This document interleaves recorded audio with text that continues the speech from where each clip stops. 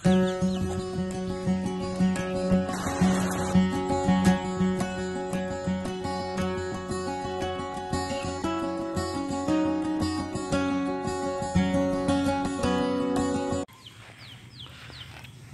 araw po. Mag-update po tayo sa ating mga biik na ipinanganak noong October 24. Ngayon ay pinakawalan na natin sa kanilang kulungan. So nandito sila ngayon at sila po ay 10 at 2 yung inahin. At ngayong araw pong ito ay mag-i-inject po tayo ng ADE vitamins para mas lalo silang malakas kumain dahil kumakain na po sila. At ngayon nung isang linggo, nakapunta ako kay Ka-Farmer. Kung kilala po nyo si Ka-Farmer, ay isang sikat na vlogger na taga-Arayat. Siya po ay isang lechonero at sikat na vlogger. So nakipagkilala po ako sa kanya at nag-entertain naman po siya ng maganda at mainit po ang pagtanggap niya sa amin. At binigyan po niya ako ng advice na kapag nag-aalaga ka ng native, lalo na kung ang purpose mo ay for meat, ang sabi niya ay kailangan mong mag-commercial feeds. At ang commercial feeds po niyang sinabi ay yung Denka feeds. At naghanap po ako ng Denka feeds dito sa malapit sa amin, dito sa may bandang Mexico, Magalang.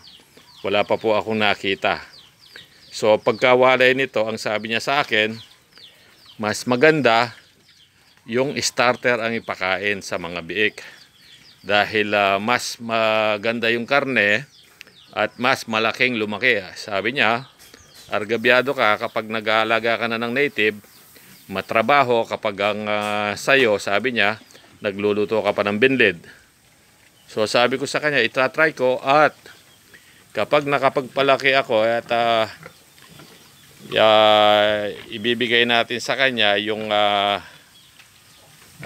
gamit nating yung bibigay natin sa kanya, patitikim natin sa kanya yung isa sa mga alaga nating baboy na pinakain natin ng Denka feeds at mga dahon-dahon kamukha ng Madre de Agua at yung kangkong. Siya po ay original na nagbenta ng Madre de Agua. Nagsimula daw siya ng 2013.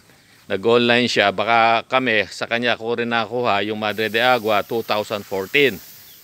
So kaya ngayon, nung makita ko yung Madre de Agua niya, ang dami at ang sabi niya, mahal na mahal niya yung Madre de Agua dahil nung siya ay nagsisimulang magbaboy dahil dati po siyang seaman at mahal na mahal niya ang Madre de Agua at yun ang nahanap niya doon sa internet nung nagsisimula pa lang siyang maghanap kung anong ipapakain niya sa kanyang mga baboy.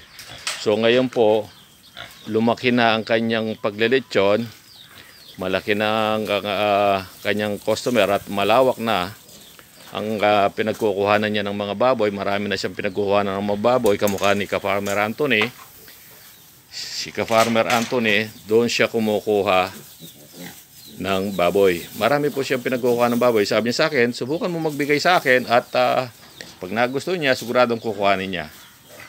So ngayong araw na to ay i-inject natin at susubukan kong maghanap dahil nga nasabi ko mas maganda nga wala akong gastos noon dun sa mga alaga ko dahil meron tayong sariling kono, darak, binlid, Madre de Agua, kangkong, mulberry ang pinapakain natin. Pero sa ngayon, gagawin natin, subukan natin yung advice ni Ka-Farmer sa akin. Sorry po pala, yung pag-i-inject po natin ay hindi po ADE kundi vitamin B complex, Bexan po, Bexan SP. So ito si mga kasamang ko, si Team si Kaduling at saka si Kabulol. Tinatawag ko silang Team Bulol, Team Buling. Ito, sandali lang man po at mag-ano tayo. Ayan, at inject po tayo dito sa likod ng tenga. Dito po pag-inject. Yan, tapos na po tayo mag-inject ng B-complex. 10 po yung ating na-inject. Ayan. Pinakawalan na po natin at yung kanilang inahin ay nandun. Ayan na. Ayan na. Ayan. Agresibo talaga yung mga native na baboy. So, ang sabi nga ni ka-farmer sa akin, mas magandang alagaan yung upgraded. Magpa-semilya ka ng hybrid at saka itong native. So, mga ilang araw pa, tiwawalay na natin to at susubukan natin pakainin. Maghahanap po tayo ng Denka Feeds. Okay po, maraming salamat po at happy farming po sa inyong lahat.